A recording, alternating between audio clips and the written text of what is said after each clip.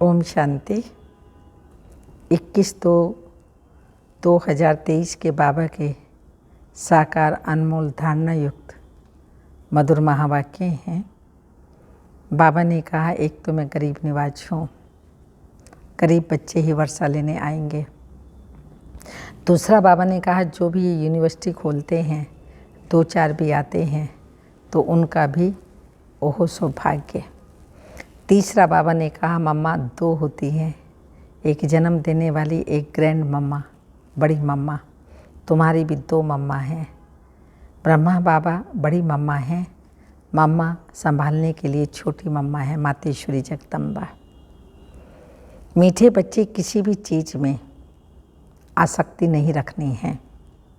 देही सहित सबसे पूरा बैगर बनना है। शिवपुरी और विष्णुपुरी को याद करते रहना है। शिवपुरी परमधाम, विष्णुपुरी स्वर्ग, दोनों को याद करते रहना है। क्वेश्चन, गरीब निवाज बाप गरीब बच्चों को भी किस बात में आप समान बना देते हैं? आंसर है, बाबा कहते, जैसे मैं फ्राक दिल हूँ, कफन ले तुम्हें बादशाही देता हूँ, ऐसे तुम बच्चे भल गरीब हो लेकिन फ्राक दिल बनो। थोड़े पैसे से भी यह गॉडली यूनिवर्सिटी खोल दो, इसमें कोई खर्चा नहीं है। 3-4 ने भी इस यूनिवर्सिटी से अच्छा फल पा लिया तो खोलने वाले का ओहो सौभाग्य। सिर्फ सपूत बनकर रहना है, कभी काम क्रोध के वश सतगुरु की निंदा नहीं कराना है। ओम शांति। बाप दादा और मम्मा, मम्माई 2 होती हैं, दादी और माता। ये तुम्हारी बड़ी माँ हैं। ब्रह्मा बाबा हमारी बड़ी माँ हैं, परंतु बच्चों को संभालने के लिए जगदम्बा निमित्त बनी हुई है। शिव बाबा है बहुरूपी, सर्व संबंध है ना शिव बाबा के साथ। जिस संबंध की आवश्यकता हो, जिस रूप में याद करें बाबा, वैसा अपना रूप धारण कर हमारे सामने आ जाते। वह बहुत खेल पाल भी करते हैं, स्वेज भी होते हैं ना। जब सगाई होती है तो भी स्वेज करते हैं, और जब शादी का समय होता है तो दोनों फटे हुए कपड़े पहनते हैं, तेल लगाते हैं।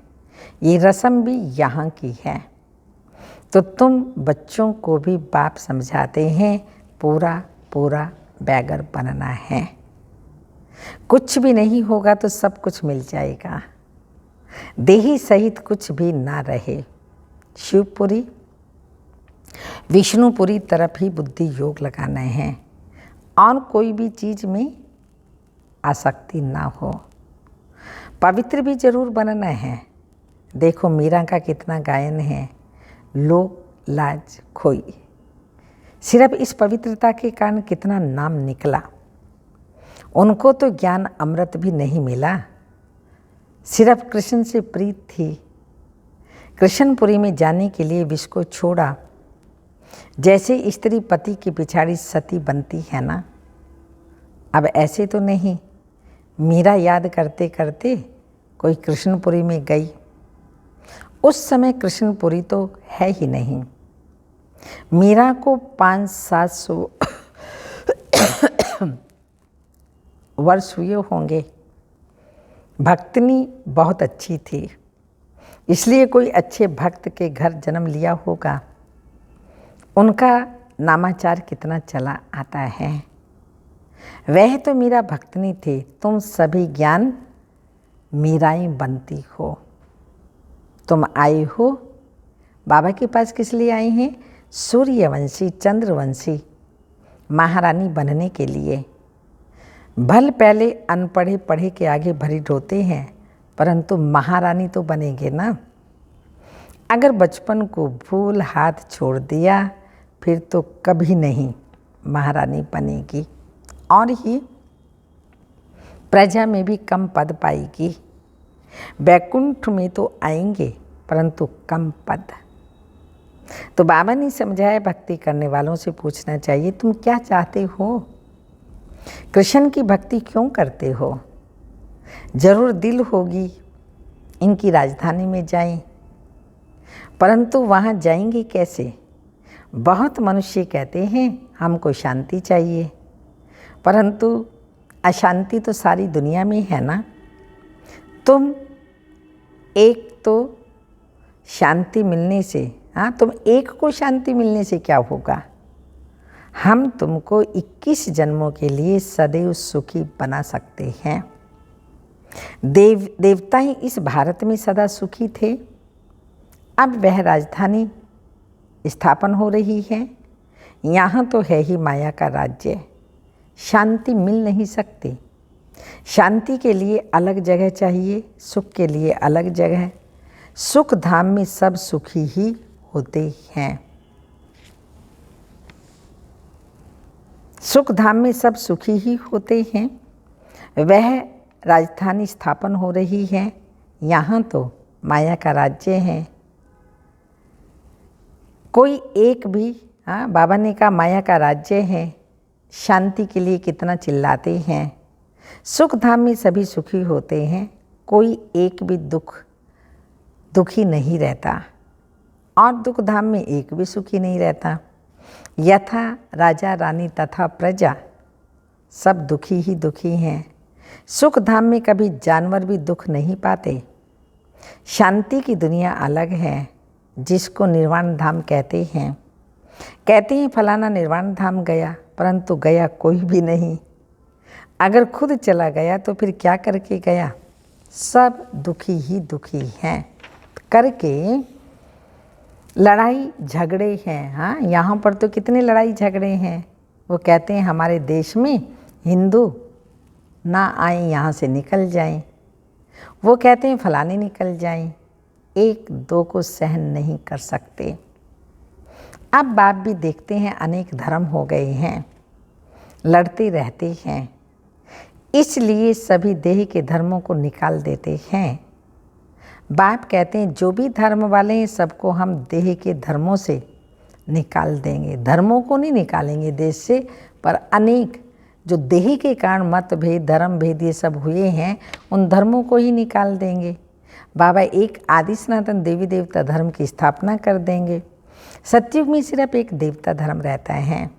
ये सब ज्ञान तुम बच्चों की बुद्धि में है। हाथ में चित्र उठाए जाकर वानप्रस्थियों को समझाना चाहिए। मंदिरों में जाना चाहिए, उनसे पूछना चाहिए शंकर के आगे शिव दिखाते हैं तो जरूर वह शंकर से बड़ा हुआ ना। अगर शंकर भगवान का रूप है फिर उनके सामने शिवलिंग रखने की क्या दरकार है। सन्यासी अपने को ब्रह्म ज्ञानी तत्व ज्ञानी कहलाते हैं। शिव का उनको पता भी नहीं है। तत्व तो रहने का स्थान है। वह फिर ब्रह्म और तत्व को भी एक ही मानते हैं। एक नहीं मानते। अच्छा, ब्रह्म ज्ञानी तत्व ज्ञानी है, फिर अपने को शिव क्यों कहलाते हैं। वह तो समझते हैं शिव भी एक ही है और ब्रह्म भी एक ही है। अब ब्रह्म तो है ही रहने का स्थान। मनुष्य तो बहुत मुंझे हुए हैं। तुम बच्चों को अब होशियार होना है।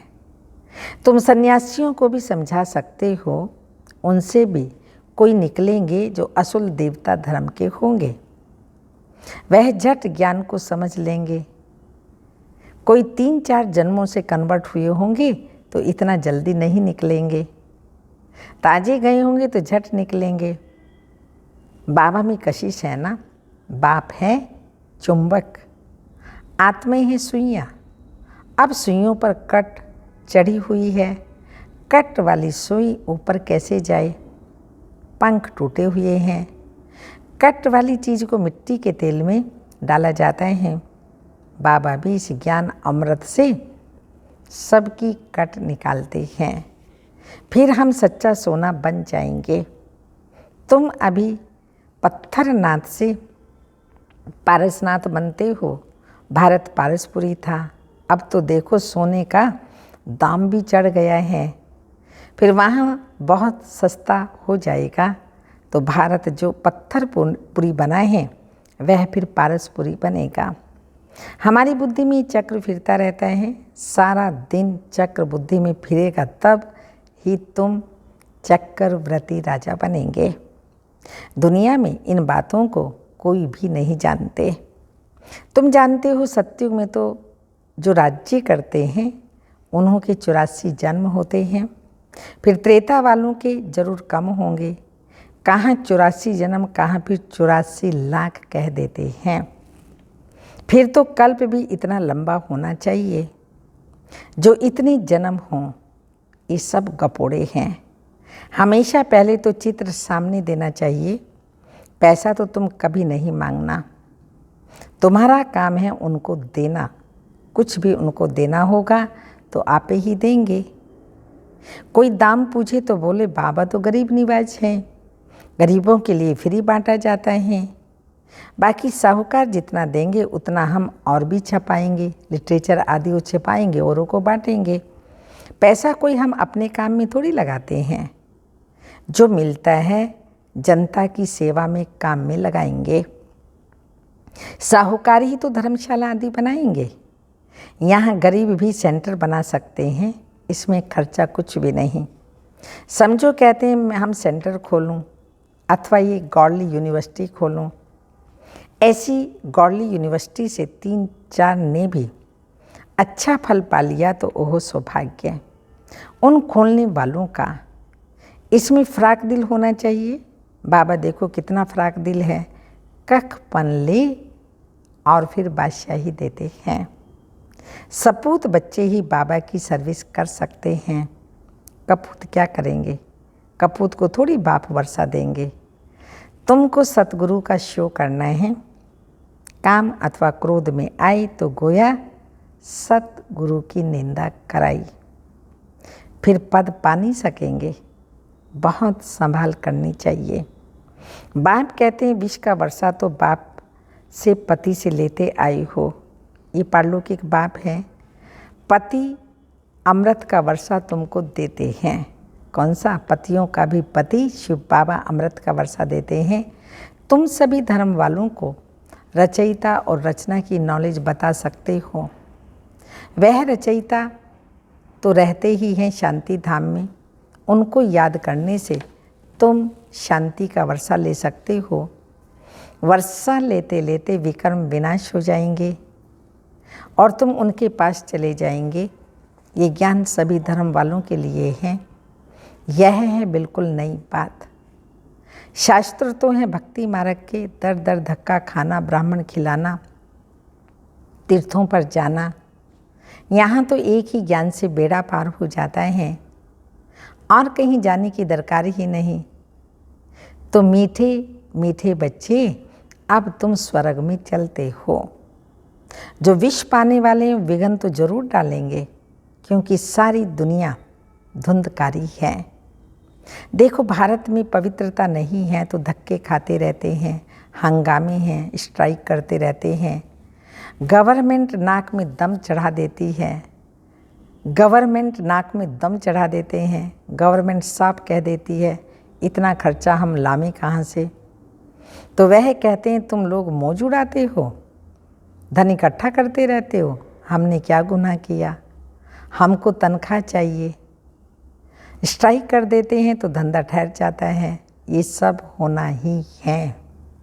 कहाँ सब्जी नहीं मिलेगी, कहाँ दूध नहीं मिलेगा, जहाँ तहाँ खिटखिट है। ये सब हंगामा हो फिर तो शांति होगी ना। विनाश का और विष्णुपुरी का साक्षात्कार तो अर्जुन को भी कराया था ना।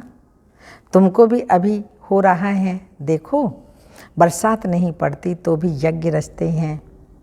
कहाँ बहुत अशांति होती है तो पीस के लिए यज्ञ रचते हैं। परंतु पीसफुल तो एक ही भगवान है। वो जब आवे तब तो शांति देवे। देने वाला तो एक ही है ना। देखो तुम कितने लाडले बच्चे हो। बहुत जन्मों के बाद अंत में आकर के मिले हो तो अब पूरा सौभाग्य लो। बच्चों को टोल पुट मीठे बच्चे कहा जाता है। मिठाई खिलाई जाती है, वह होती है जिस्मानी मिठाई। यह है रूहानी मिठाई जो रूहानी बाप देते हैं।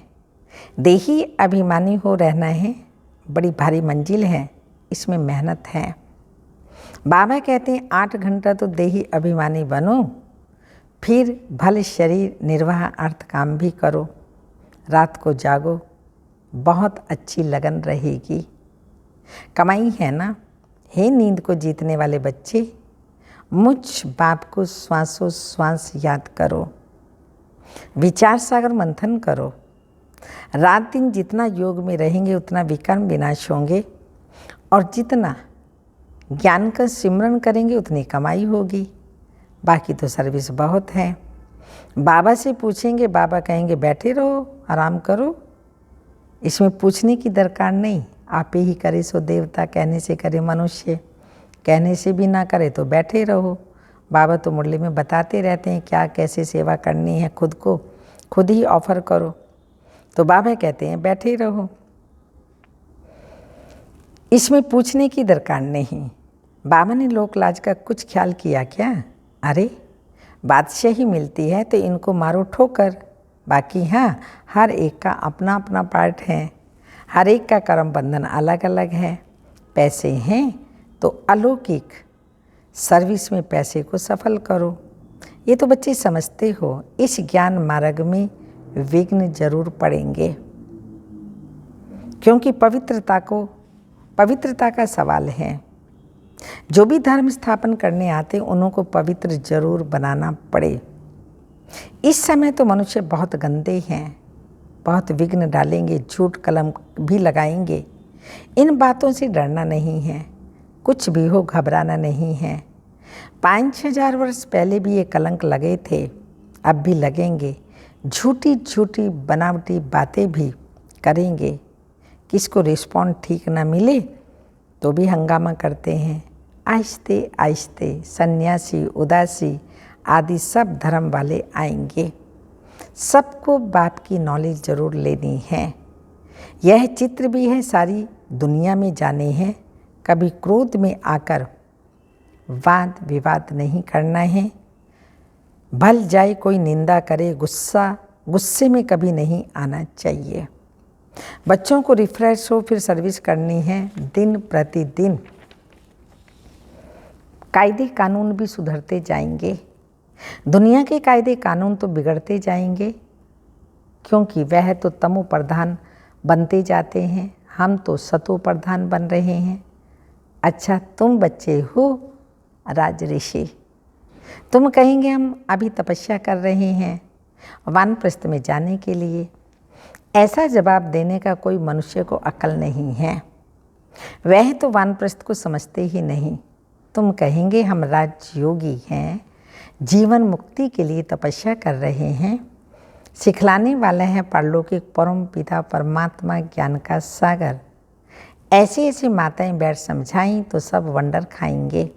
बोलो, हमको परम पिता परमात्मा पढ़ा रहे हैं भविष्य ऊंच पद प्राप्त कराने के लिए।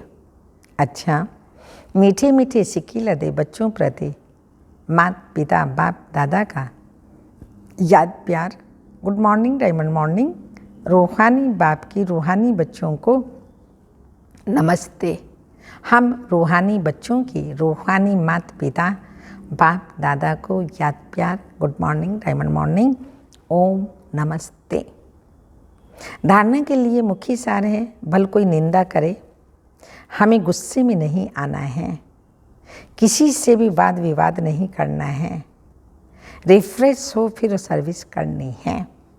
सेकंड पॉइंट, नींद को जीतने वाला बनना है, रात को जागकर भी बाप को याद करना है और ज्ञान का सिमरन करना है। देही अभिमानी रहने की प्रैक्टिस करनी है। वरदान, इंतजार को छोड़ इंतजाम करने वाले, वियोगी की बजाय सहयोगी, सो सहज योगी भाव।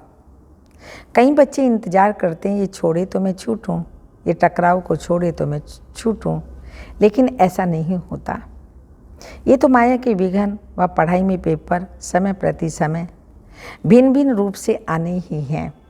तो यह इंतजार नहीं करो कि फलाना व्यक्ति पास करे, फलानी परिस्थिति पास करे, आदि आदि। नहीं, मुझे पास करना है। ऐसा इंतजाम करो सदा श्रीमत की उंगली के आधार पर चलते, सहयोगी सुसहज योगी बनो। कभी सहयोगी कभी वियोगी नहीं।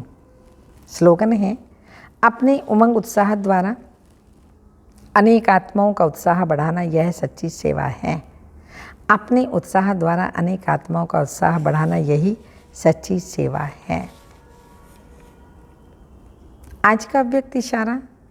आजकल मेजॉरिटी आत्माएं सोचती हैं, क्या इस साकार सृष्टि में, इस वातावरण में रहते हुए ऐसी भी पावन आत्माएं कोई बन सकती हैं?